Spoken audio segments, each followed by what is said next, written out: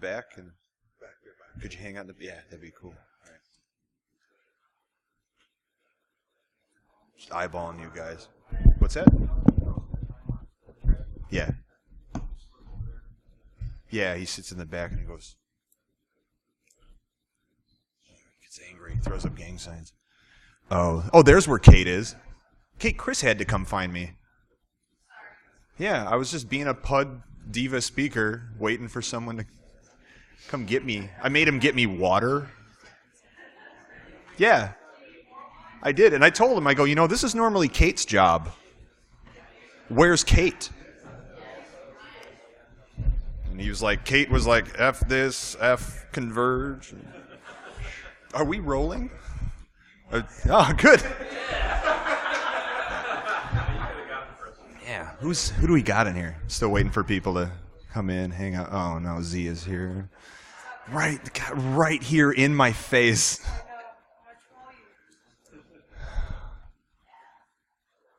Cool, you're back. This is good.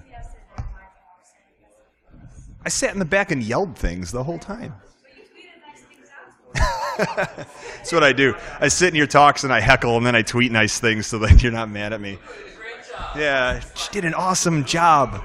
Totally took that bottle of water to the head like a pro. Couldn't have done it better myself. Yeah, that's right. All right, cool. Get some more coming in. I like it. Wait.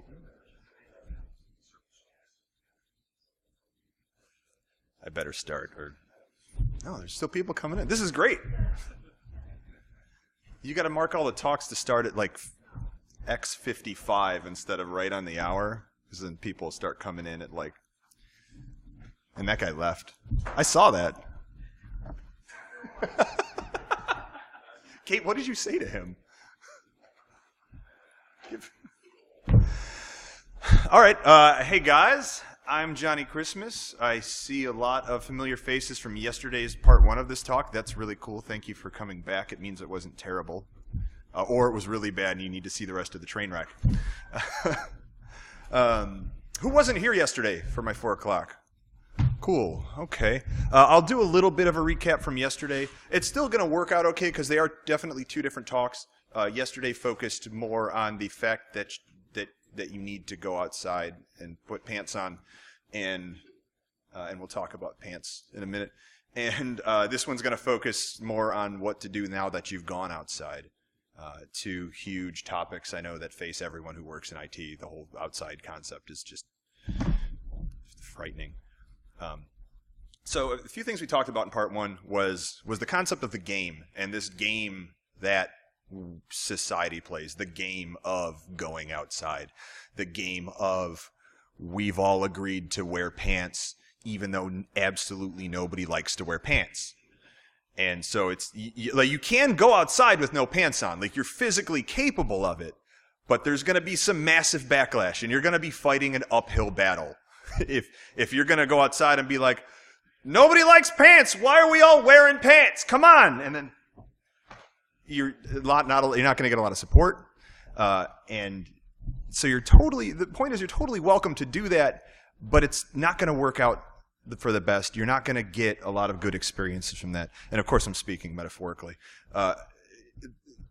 There's a lot of social norms that exist that are sometimes unfortunate, but it's the way everyone currently operates, and if you want to get ahead and if you want to build relationships and get people to like you and make friends, which really, that's really all we're talking about here, is making people like you and making friends, regardless of you want to call it an acquaintance, a business relationship, whether it's you're at a meetup trying to get a new job or just trying to meet some other people who work in your industry to use as technical contacts when you have some issues, or you're trying to build up relationships from within the job you already have and just trying to, have a better standing within your own company. It's still just all about making people like you and making friends, and that's the bottom line. And you call it whatever you want. I'm going to call it making friends. And so the best way to get people to like you is to play the same game that we're all playing, is to kind of go with that flow. And like it says up there, the only way to win at this is to play that game, is to accept all these inconvenient truths of the fact that, say, we are going to be judged. Our books are judged by its cover. We are judged based on how we dressed. I know a lot of us like to come to these conferences, some conferences more than others, and we say, oh, I'm on vacation, so I don't have to shower till Monday when I go back to work. And hey, it's a valid point. You don't have to shower, but if you're here trying to make friends and meet new people and build some relationships, it's not going to go too well for you. And yeah, like, I understand showering takes time, and there's only so much time in the day, and you want to spend a lot of that time doing other things. But showering's kind of a thing. It's part of the game that we play, just like putting on appropriate attire for the place that you're going. I know a lot of us like to wear, mohawks and kilts to these conferences. And some of the conferences, like mohawk and kilt, like, you go to DEF CON, mohawk and kilt is the thing to do. Like, if you don't have a mohawk and kilt, the DEF CON guys are like, he's probably new. Forget him. But you come, if you came here in a mohawk and kilt, you get a lot of looks. And people would be wary of you. And it's an unfortunate thing. It's like, what does it matter what I'm wearing? It has nothing to do with what I know and what I'm capable of and who I am as a person, more or less. But it's an unfortunate truth. It's an unfortunate part of the game that we have to accept and play along with, or give up on playing the game and just accept that things aren't going to go that well for us, which is a terrible thing to say to yourself. But it sucks, but it's real, and that's just how it is for now. The other major point was that the actual part, like going outside, is really hard. And I understand that, because we've built up that bubble in our homes now of having instant gratification and satisfaction in every area of our lives with our Netflix and our video games. And Amazon Prime will get anything I want ever into my house within 2 days. And I can have my groceries delivered from Amazon Prime or any other number of services. And why would I ever go outside and potentially, not just potentially, but most likely not have a great time?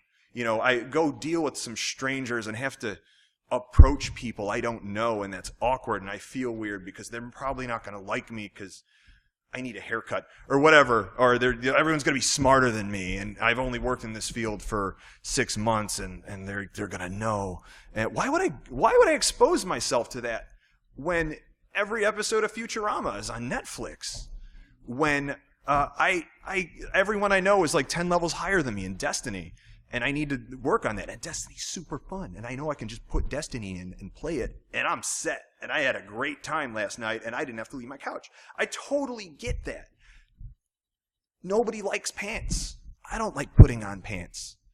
But who likes pants, right? No? The guy wearing shorts throws his hand up. And that's how you troll a talk.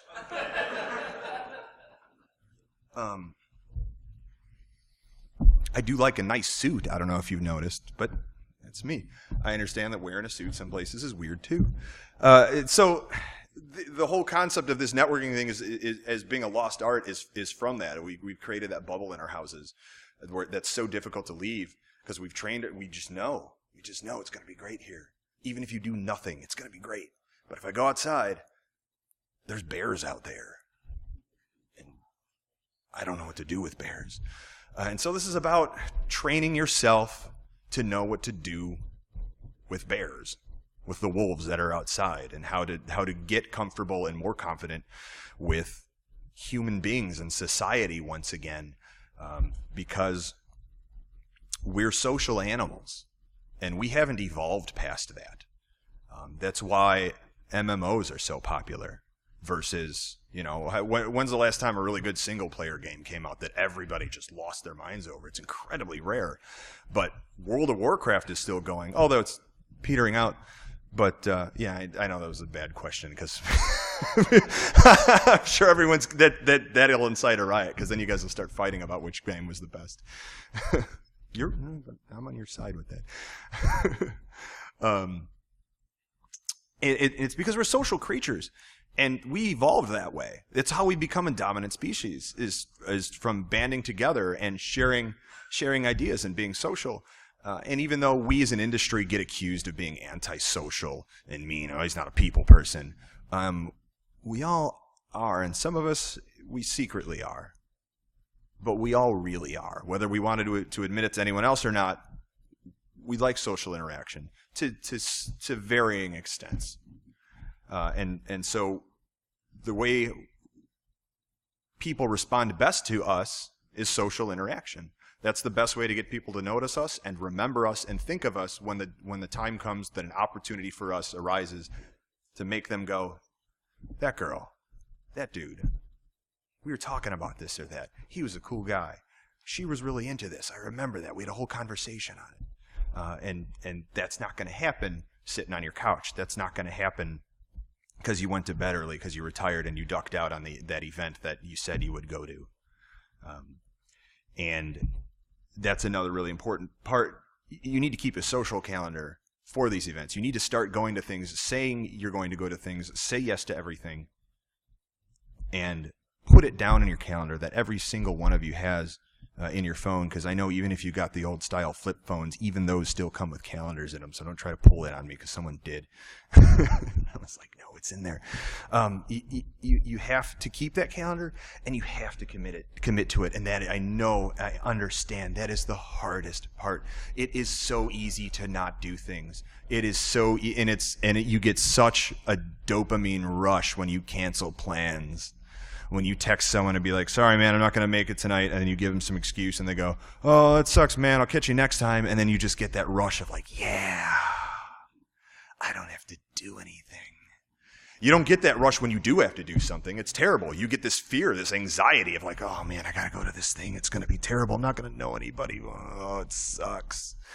I'm going to talk today about kind of training yourself to get past that anxiety and be more confident in those situations. And a big first step in that is you just have to just consciously commit to it and deal with it at first. And I know that's a crappy thing to say, like, hey, man, suck it up, deal with it. Like, that's not good advice, but I'll get into more of that in a bit. Networking is a skill, and because it's a skill, it's also an art. It's something that's not black or white. It's not binary. It's not on or off. It's something you adjust based on the context and the situation that you're currently in every single time you're talking to a new person and every single time you're talking to that person. And it's something we do naturally because we're social creatures. We know everybody knows that we adjust slightly, somewhat who we are, the things we say, how we present them based on how we're talking to people. We talk to our moms differently than we talk to our best friend, differently than we talk to our significant others, substantially. And most of the time, if not all the time, we don't even consciously do that. Like I'll consciously not present things in a more technical manner to my mom. We do it both consciously and subconsciously. It's in all of us. We're all capable of this. This isn't like new things that you're just terrible at and you don't know how to do. I'm talking about stuff that's already ingrained inside of all of us, and just getting ourselves to recognize it and be more comfortable with that again, and get outside of this bubble of perfection that we've created around our couches, and really getting back to socializing, because socializing is how you get ahead now. It's not show up to work every day and work hard and one day you'll own the company. It's getting them to like you and remember you, so that when an opportunity that you might be good for pops up, they do, and they go, let's call that guy. And that's what we're trying to do here. And so we're going to be talking today about practicing all of that and how to practice it, and that's what it is. Practicing to the point where you become comfortable with it, where it starts to become second nature, and you then become confident in it because you start having success with it. And it takes a long time because it's a skill and it's an art. How many people here play a musical instrument? How terrible are you at it now, maybe? How terrible were you when you first started? It's a disaster. How many people tried to start playing a musical instrument and quickly went, oh, no, this is too hard. Forget this. I'm Just, yeah. Most people. Yeah. I am a white male from the suburbs, so I play guitar. That's my destiny. And I was terrible at first, but because I had some musical training as a young kid, like I understood that you had to stick with it and push through it, and eventually you get better from practice. But as a young kid, when I was learning that first instrument, oh my God, did my parents get mad at me because I wouldn't practice, and they paid so much money for that thing. And it's something you have to stick with, and you have to understand. And I'm telling you, yes, you're going to fail a lot at first, and it's going to be weird and awkward, and you're going to be bad at it, and that's normal because it's a skill and it's an art, and it's something that as you practice at, you're going to get better at. So don't just write it off as this is too hard and I'm just not that kind of person, and this is Johnny just talking because he's naturally outgoing and can just naturally approach people, and I'm not that kind of person. That's all BS, because I am not naturally this kind of person. I still have problems with approaching strangers. Who's ever seen me wearing those cat ears that I walk around with a lot? Back there, yeah. I started wearing those to force myself to talk to strangers. That was a thing that I put on because I was so bad at approaching people that I said, I'm going to make people approach me, and I'm going to have to freaking deal with it. And I'll talk about that later. The comment was Neil Strauss for those watching at home, and we'll get to that. Yes, absolutely. And it works. You put these cat ears on, and you sit in a chair in a corner. People are going to come up and go, "What's with the cat ears?" And then you have to say something, and turns out not the best response. What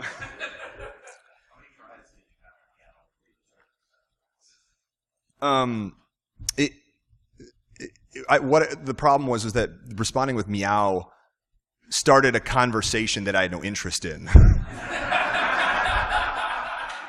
Like, meow is a great response. It doesn't scare anyone away. You go meow, and they go, "Oh yeah, meow," and then they're like, "My Little Pony," and not this con, different con, and then also don't wear the cat ears at the My Little Pony con. Pro tip. I'm sorry I didn't make it a slide. So you will fail a lot, and that's great. And I'm telling you this now so that when it happens to you, you're not going to be like, "Oh man, it's just it." When you fail, that's when you learn.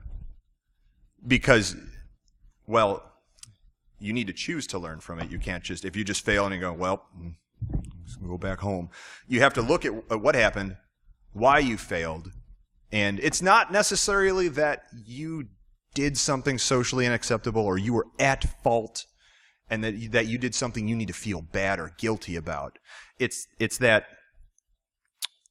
you did something that was wrong for that person in that situation, and you need to figure out what that was. You need to look back on it, and you need to figure out what that was. If you can, go back over the conversation, see where they started getting weird, see when they left even though you weren't looking for them to leave the conversation yet, and just try and figure out what was going wrong. Were you talking too much about something they clearly weren't interested in?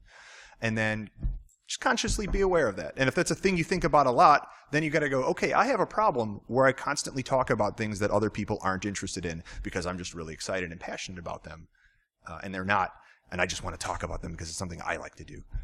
It's things like that. You need to review, adjust, try it again next time, and then do that again. And then eventually a lot of that stuff and the things you know about yourself will become second nature, and you'll start to just realize mid-sentence, like, I'm talking way too much about this, and I'm going to pull it back and let the other person talk for a while. And you'll start to get better, and you'll start to have more people like you just based on that. And you'll get more confident. And confidence is really the key in all of this. Like, no matter what you look like, how bad of a conversationalist you are, you can be bad at everything else. But if you are confident and people perceive this confidence in you, they'll naturally like you more. And this is an ancient animalistic tribal leader thing. This is something that we evolved into, and it has not been long enough outside of tribal days for us to evolve out of it in any way, shape, or form. This is a bug in our brains. This is something you can exploit. If you are confident, people will naturally have more respect for you. They may not like the fact that they do, but it'll be there. And so just building up that natural confidence, at least natural confidence of you being in a social situation and just being okay with talking to strangers, that comes across and that speaks volumes to, and not only who's listening to you, but the people standing around watching you off to the side speaking to somebody. Because you could tell when somebody's confident in speaking about something or just okay with a situation versus somebody who's very pensive and isn't quite cool with the situation. And we know so much, we perceive so much body language that we can pick up on somebody's confidence levels watching a conversation happen half a block away. So anyway, so you showed up. You showed up at your local information security meetup. You showed up at a tech conference. You're at Microsoft Ignite. You're somewhere where there's a lot of people, and maybe you're by yourself too, and you made yourself go, and you're like, I'm going to show up. What do you do once you're there? Who knows what you do once you're there? You gotta work the room, and that is key, because you think I'm personable and outgoing and cool with talking to strangers, and I'm the guy who's gonna walk around. And I wish I wasn't tethered to this mic, but we're not. I'm not, and you're probably not. Every now and then, there's an exception, somebody who's just great at it and just loves doing that. But it's most of us, no. And you're probably in here because you're not great at it and you don't like it and you feel awkward and weird just approaching strangers because you're like, I don't know what to talk about. What do I talk about with this guy? I don't even know him. You got to work. You have to take control of that. You need to be the one who does it, because they're not, because they're the same as you. They're not going to come talk to you because you're a stranger. I mean, yeah, it happens now and then, and if you hang around long enough, somebody statistically is probably going to approach you, except if you're wandering around too long in the background and people are like, that guy's been creeping around for like 3 hours. What's his deal? Is he lost? Go talk to him. No, you go talk to him. I don't want to talk to him. He's weird. So, like, if you creep around in the background too long, now you're a creeper. Now you're a weirdo. Why? How was that not me who did that? So, what does that mean, working the room? It means, kind of remember the old lounge singers? They do half a song, take their mic, hop off the stage, go talk to the tables. Hey, how you doing today? How you ladies doing? Where are you from?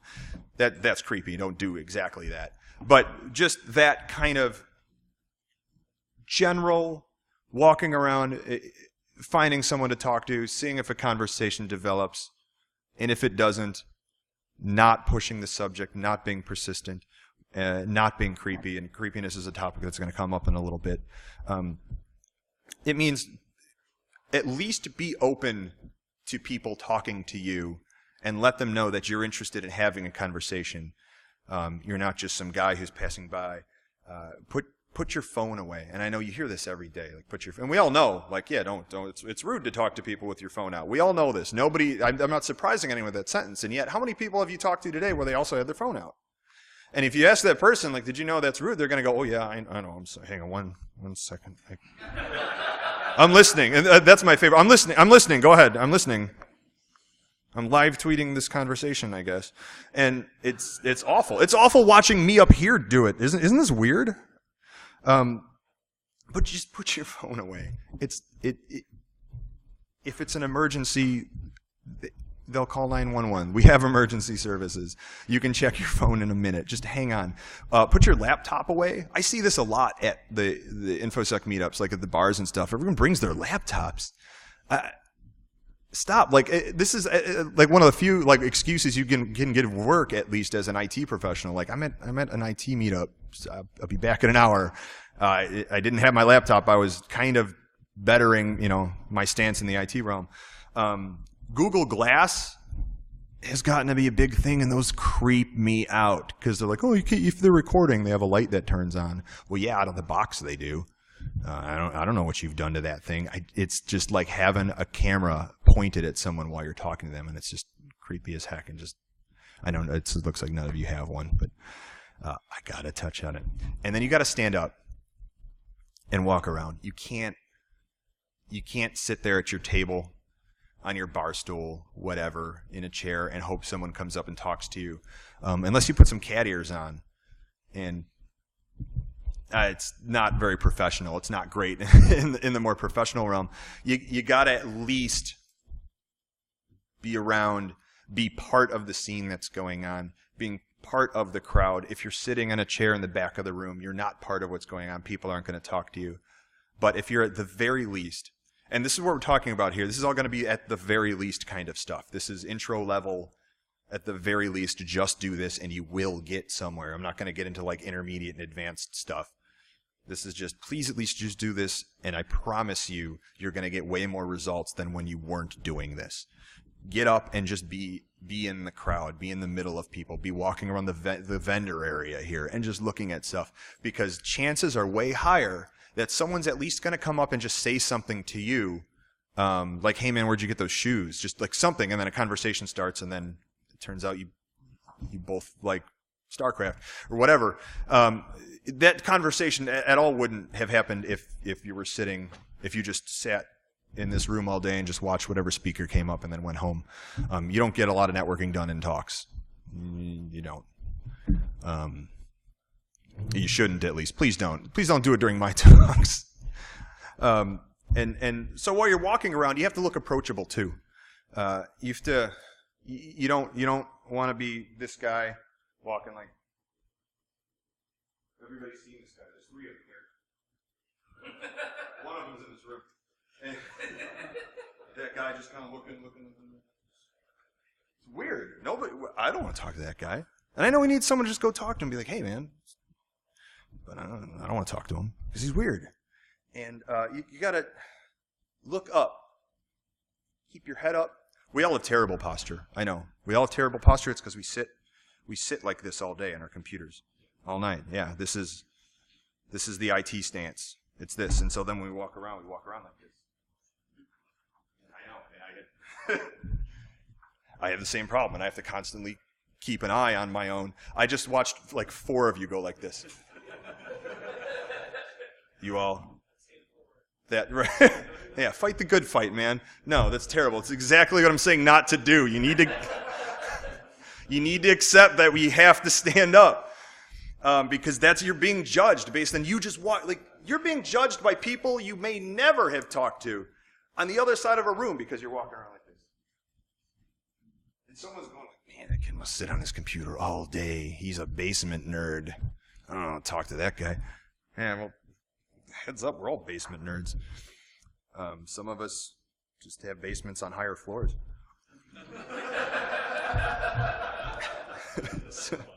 And that's a big point. You need to, what you all just did when you went like this, and not because you thought I was looking at you to call you out. You did it just because you realized it was happening. Like, oh yeah, I need to remember it. It's the elephant in the room. Why do you have an elephant in this room? All right, man. Here's an elephant. So you have to constantly keep an eye on yourself. And it'll become second nature after a while. But at first, you need to constantly keep an eye on yourself and make sure, like, when you catch yourself, you do that. Just pop up. And then do it for a while. And eventually, that practice becomes second nature. It becomes muscle memory. You start to perk up when you're outside. You're more approachable then. Keep your eyes, just have a more open expression and stance as you're walking around. And here's the elephant in the room. This happy place. I know you're all looking at that. That's, everyone, what is that from? It's from Billy Madison. Remember Billy Madison when he has to find his happy place? And he's teeing off and it was his grandma working in the garden and just being rich and having her mansion. It's that little memory you have. It's that something, and everybody can find their own, and go ahead and think about it right now if you want. It's that one that puts that little, like, tiny smirk on your face, that dumb smirk that you catch yourself making and stop. because somebody might see you smiling. It's that. Have that. Know what that is. And when you're walking around and no one's talking to you and you're hoping somebody might talk to you or you're just in a new place, think of that. Because it puts this look on your face. It's this one. Versus the fact that we're all dead tired all the time and this is our normal face. Like, who do you want to talk to? This guy or this guy? Don't get this like a super happy place, like, because then you're this guy.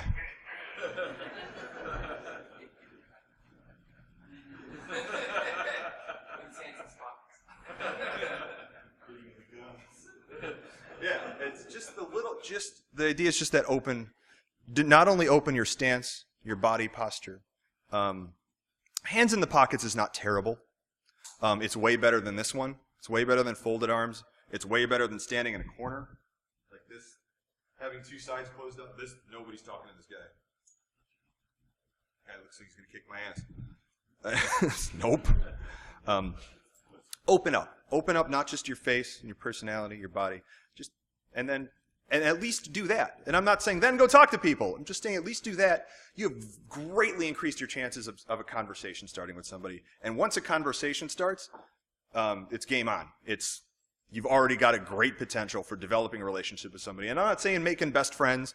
I'm saying meeting someone cool where you guys click together, and that might be a resource that you can use later for something useful, whether it's getting a job or if it's already at your company, if you need a favor from another team that guy works on, and you know that you're a jerk coming up last minute because you screwed up, but man, I need this favor.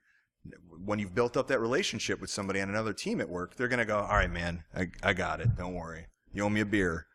And that's the best. So that's at least let conversations start and try to roll with them. That's the least. So what I see people doing wrong a lot is the wallflowering, just literally leaning on the walls or just sitting in your chair doing nothing, or creeping on people, trying to be part of a conversation, but not doing it right, like balancing on the edge of it. Like if you're talking to someone else and then there's a guy like just clearly like listening in, doing this. A lot.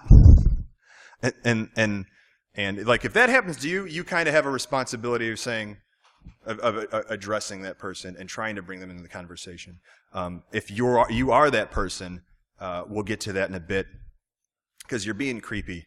And creepiness is a big problem in our industry, right? Like we all know a lot of creepy people. We all work with a lot of creepy people. Some of us are creepy people. All of us are creepy people. Because creepiness is subjective, and it's based on the context and the person who's perceiving you. And originally this entire talk was just about creepiness. And I sat down for a really long time with a woman who's a graduate of Carnegie Mellon University, math major, and I said, let's math this out. What is creepiness? How can I convey creepiness in a logical manner to a bunch of IT folks so that we can all reference something and go and have a subjective measurement? Like I wanted a measurement of creepiness so that you can know where things stand. After a really long, hilarious, weird journey, we came up with something we were really satisfied with that I've titled the Johnny Xmas Grand Unified Creepiness Theory. And I have if you guys want to take pictures and stuff, it's fine. I don't mind video pictures. You can live tweet. I think it's funny. I have the GitHub for it here, and what this is it's a I have the MATLAB script I used to create this in that GitHub, and you can download it and play with it and make all sorts of like funny people. Be like, I'm going to make Chuck, and you can like type up like your perception of Chuck, and then I'm going to compare Chuck to Frank, and it's just a fun thing to play with. Like you could do like I did Poltergeist and James Bond. The main thing you need to look at here, because I know we're not all like totally up on our inverse trigonometric functions, is the top part, the awkwardness, forwardness, attractiveness, and the fact that everything is amplified by persistence. And what this means is that awkwardness is like, how awkward a person is in presenting a situation to you or treating a context. Forwardness is the old-timey use of the word forward, like, sir, that's quite forward of you. Asking something or presenting something or saying something that is above the established social acceptance level of the current situation. And then attractiveness, you'll notice, is a divisor that softens the blow of those first two. Everybody will admit that the more attractive we feel the person who's talking to us is, the more we're willing to accept how awkward and forward whatever they're up to is, to an extent. And that extent is their attractiveness versus awkward forwardness ratio. That's the extent we're willing to accept it before it starts to still become creepy. And then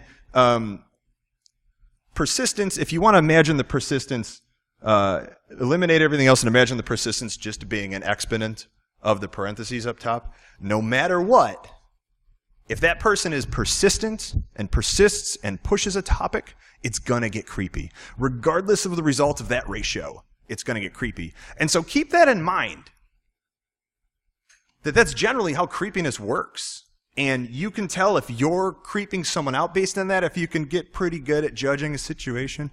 The reason I made this a trigonometric function with all the extra numbers and letters, it's right here. Here's all my notes. So clearly, well, hold your questions until I've left the building. And my favorite is I think I put this here to keep this part greater than 1. Oh, I will note on the bottom there, this is all these variables use the standard 1 to 10 scale of, like, oh, that dude's a total 7, etc. So the reason I did inverse trigonometry functions is because it makes cool graphs. And so I had a few examples here, like the one I called Cletus. He was like 10 on the awkwardness, 10 on the forwardness, 1 on the attractiveness. He skyrockets to creepy immediately. Like he's like right up there, right off the bat. This dude is weird looking, and he's asking me some stuff that I'm not comfortable with him asking me, and he's doing it in a real weird way. This is creepy. I need to get out. That's Cletus. And then I did the you and me kind of as a joke there. The you is like 5s across the board, and you'll see like everyone starts off not that creepy. It's like the creepiness kind of is a little slow to get started, and then as those ratios, I'm sorry. The time here is persistence. The x-axis is as persistence increases. So your ratio, say for you, is 5s across the board. It comes down to a 1. Your persistence constantly, or evenly amplifies that as time goes on. But because you're not too extreme in any of those scenarios, you're going to even off at about a 7 in creepiness, and you'll never really get past 7. You'll still be creepy, and the person will be creeped out and attempt to escape the situation. But the creepiness isn't going to be like a severe like Cletus, where you're going to throw a chair at him and run. It's just going to be more of a, all right, well, I'll get back to you.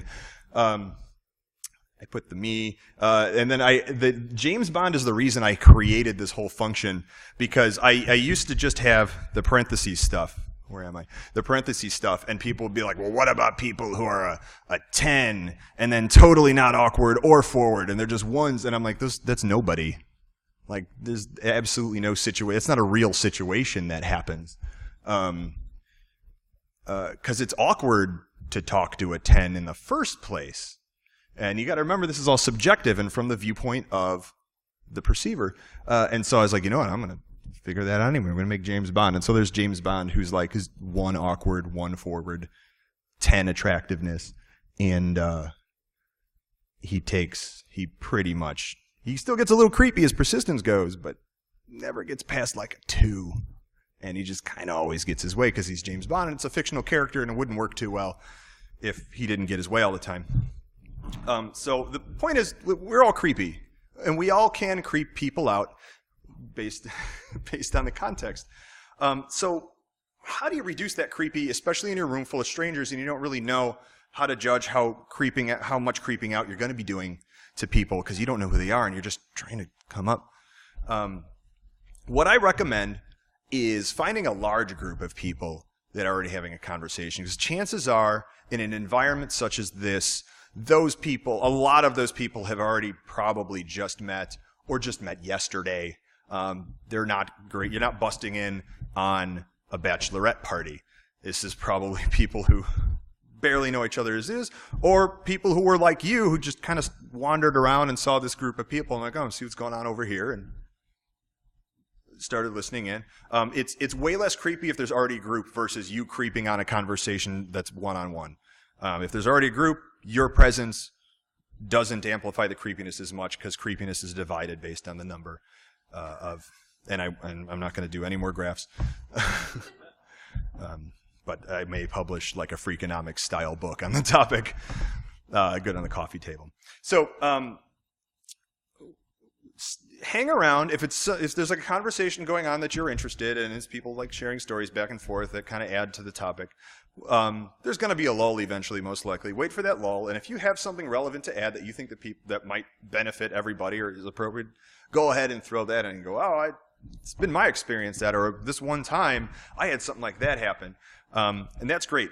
People love stories in general, because most of you who were here yesterday remember this one.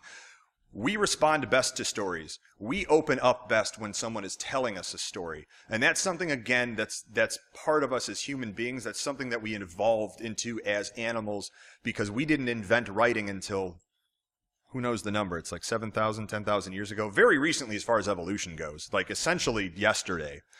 So before we had writing, we communicated important information for life and survival using stories.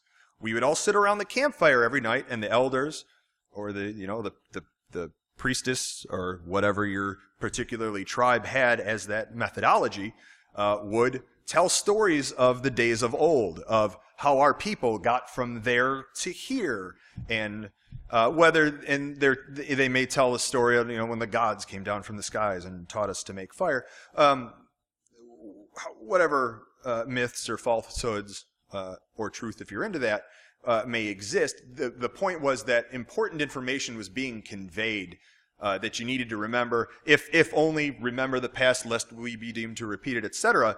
Was being conveyed in those stories, and our subconsciouses open up when we're being told a story. Our social walls that we build up, and our general mistrust of strangers drops really quick when we're being told a story. It's why Jesus spoke in parables. It's why he told stories about people who did good things and reaped the benefits, versus just telling someone, hey, do good things and you'll reap some benefits. But no, he'd tell you a 6-chapter story, and you'd go, wow, yeah, if I just did good things, I'll reap some benefits. And you take that to heart because you were told a story. And that's another bug in the human psyche. It's a hole in our brain you can exploit. It's a direct tunnel into the subconscious. It's called neurolinguistic programming, or at least it's a function of neurolinguistic programming. And it's great, and it always works. Telling a story makes people remember, take what you're saying to heart. It makes them remember it. It makes them remember you. So don't tell a 6-chapter story to a group of people you just busted in, but a couple sentences. Or just preface it with, yeah, this one time at work, or I had come across this thing this one time. Now it's a story, because you gave it a context. You gave it a little shell to operate inside of it now. And it's all it takes is that. And they're just drop, and they're listening. People love stories about failure, Schadenfreude, because we're terrible people, and it makes us feel better about ourselves when someone else fails. It's kind of a thing. Don't always tell stories about failure, because then you're a negative guy who's down on himself.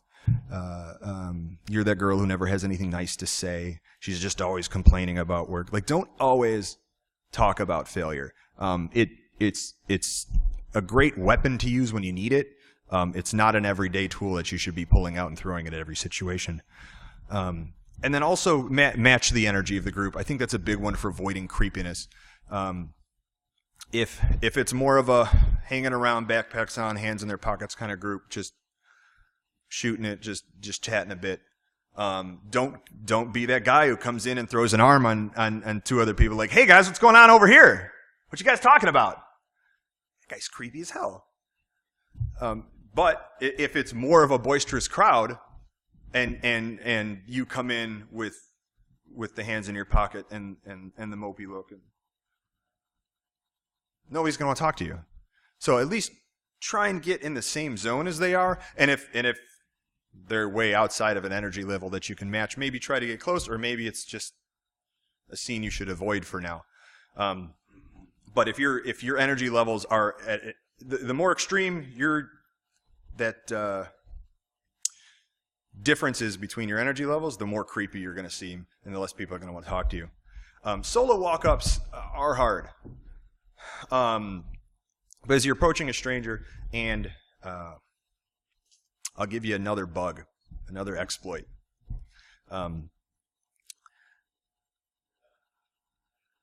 Whenever you approach a stranger, whenever you're approached by a stranger, generally there's three things that they're wondering. Who is this? What do they want from me? How long before they're gone? That's what everybody wonders. Whether they think that subconsciously or not, that's what's going on. That's what that fear response is when you're approached by a stranger. It's that. Who is this? What do they want? How can I get rid of them? So, yeah, I got it. So you can use that when you're approaching somebody. You're saying, hey, I'm Johnny. I just noticed that you have this thing, so I wonder if I ask you a quick question about it, and then I got to get to this talk, but I really wanted to know about this laptop you got. Whatever. Like, that's a good way of starting a conversation. You address all three of those right away. You've already completely disarmed them. They're going to go, yeah, sure. Okay. And because now they know all that, they're going to feel a little bit safer. You can start a conversation and then maybe not get to your talk because you've engaged them in something that they like. And that's another thing. Just talk about something that clearly stands out about them, because it's probably something they're proud of or that they like. And when you make people talk about things they like, they're going to like you more. And whether it's cool sticker on the laptop, I get that all the time. I got like cool stickers. If they got like the brand new cool phone, the iPhone 18 that came out yesterday, you could be like, oh, hey man, is that the iPhone 18? Yeah. And they're going to, because it's an iPhone, they're going to be super excited they have it. Like, yeah. And they're going to go, yeah, it's really cool, man. How you liking that? And at least opens up and again, gets that conversation started. And then you just go from there. And it's an art, and you got to feel the conversation out, and you got to watch that other person, and you got to be seeing how they're responding, and kind of, if they're not feeling what you're saying, hello, come on in. Thank you. I'm gonna skip that one. If they're not feeling what you're saying, notice that. Big point is that nobody actually wants to listen to you at all. We're selfish creatures. We want to talk about ourselves and the things that we're excited about. And generally, we don't want to hear other people talk about things they're excited about and talk about themselves and make themselves sound good. We want to talk about ourselves to them and make us sound good so they like us.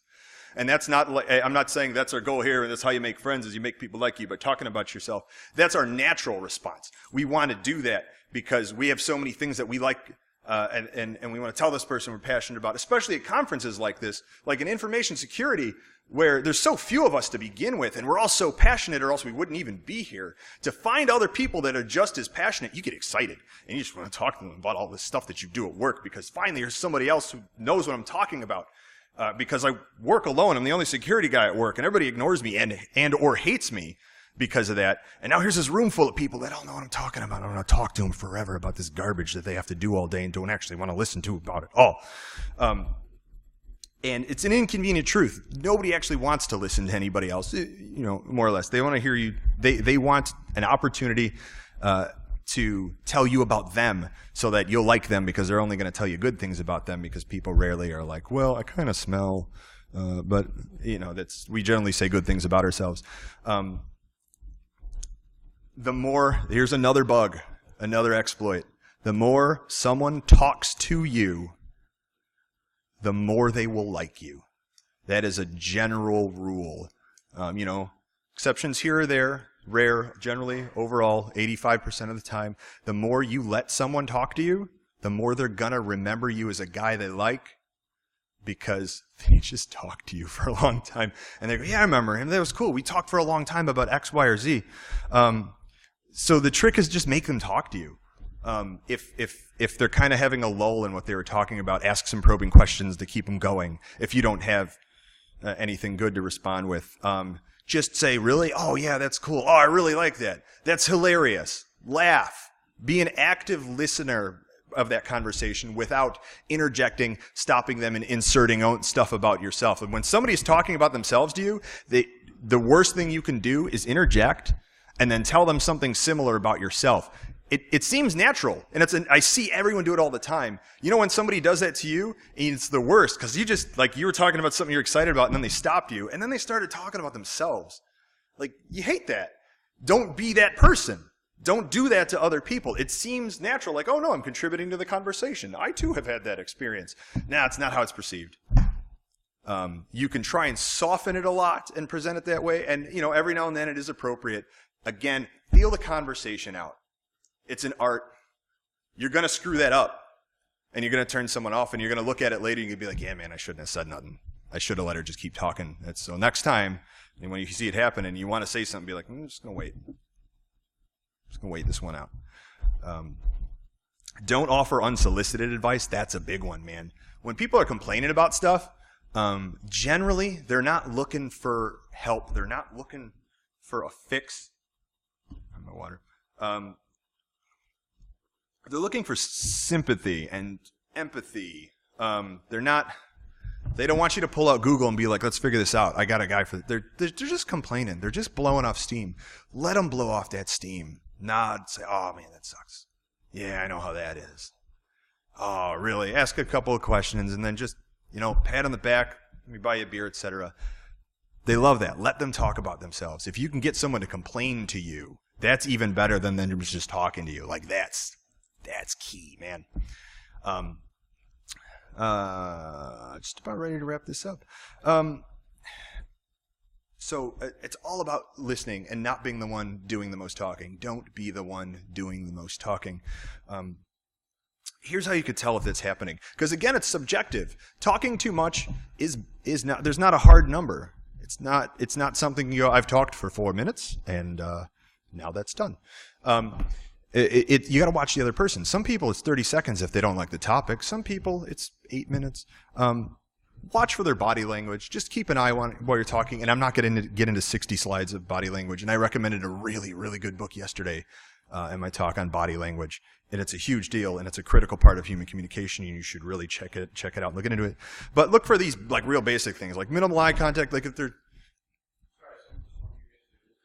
that one was called What Everybody Is Saying. Yeah. And the videos, Iron Geek's got the video up. You can go check it out. It's right at the end.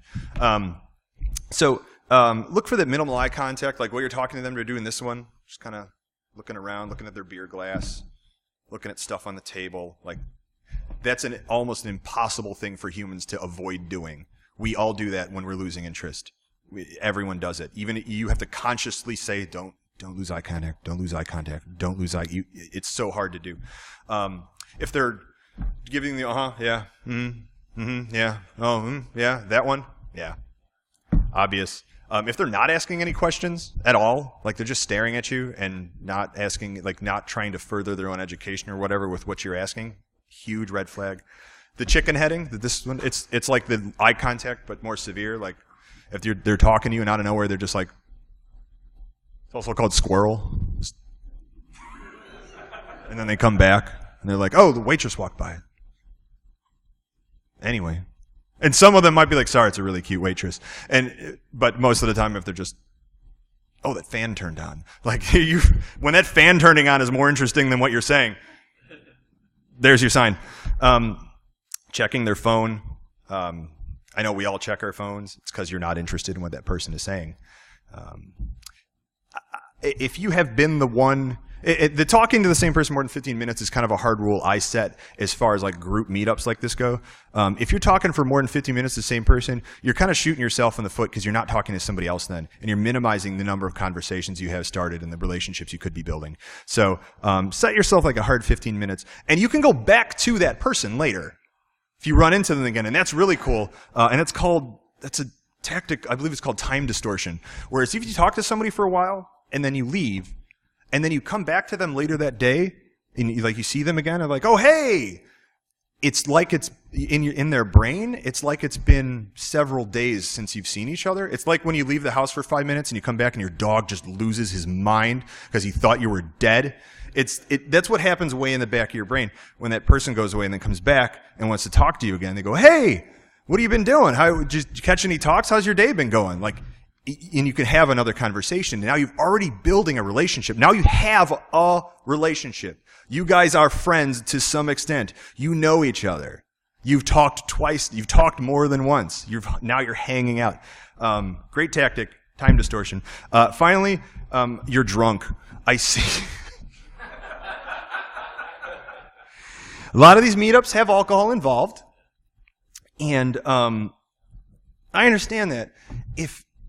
Keep an eye on yourself, or ask someone to keep an eye on you, and discreetly be like, hey, I think I might be getting too drunk of these things, like throw me an elbow or tell me tomorrow. I see too many people get way too drunk, and I don't mean like falling down, can't get up drunk, but just like drunk to the point where you're spitting on the person you're talking to, or giving this face when you're talking about something you don't hate, and just being real negative. Like, have a beer. Or don't. There shouldn't really be anyone giving you crap at our age for not drinking. I know plenty of people who don't drink, whether they're recovering alcoholics or just choose not to. We're not 16. Nobody should be like, oh, come on, man, have a shot with us. Those are not great people to hang out with in the first place. They generally don't have a lot to offer. So just stop getting drunk. I'll throw this here. This will be our last one.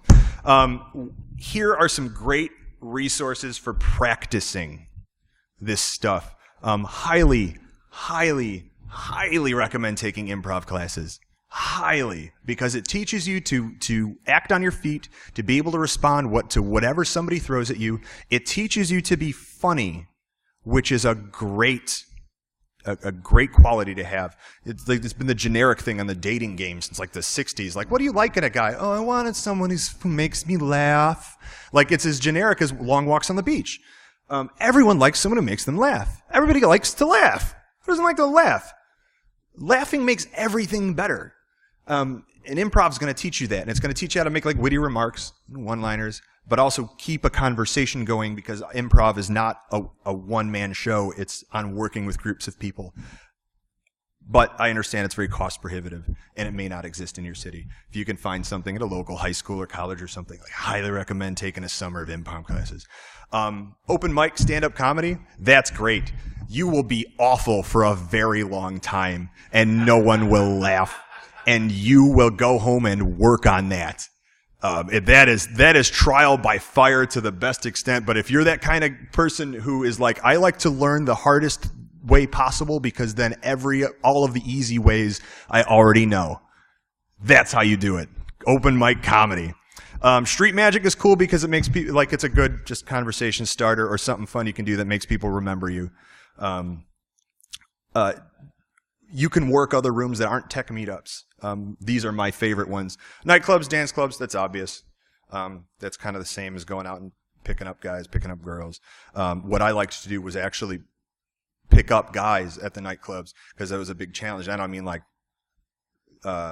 finding a date. I mean getting guys to like me, because in a nightclub, and that's another trial by fire, like dudes hate each other in the nightclubs. Like, we are all enemies because we're all after the girls. So like getting a dude to like you in a nightclub, that's awesome.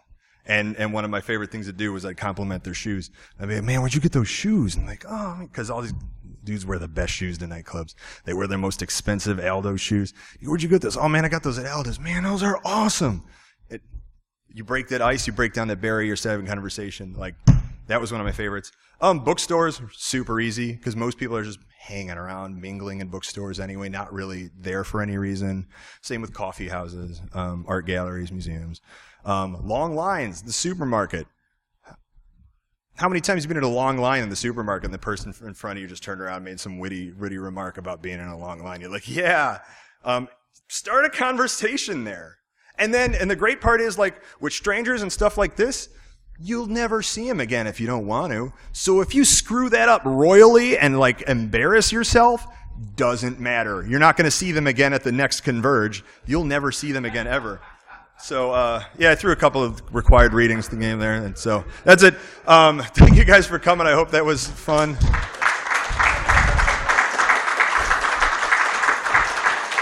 I've been Johnny Christmas. You can follow me on Twitter. It's Johnny Xmas with a 0 and a 4. I love when you guys tweet at me. Please tweet how you felt about the talk, whether you liked it or not. I really like when you tweet when you like it, of course. But I favorite all those, and like when I'm having a bad time at talks and think I should stop, I scroll through all of those, and I'm like, oh man, this is fun. These people like this. I'm going to keep going. So I really appreciate it if you do tweet at me and be like, keep it up, guy. So I'll see you all next time. Thanks a lot.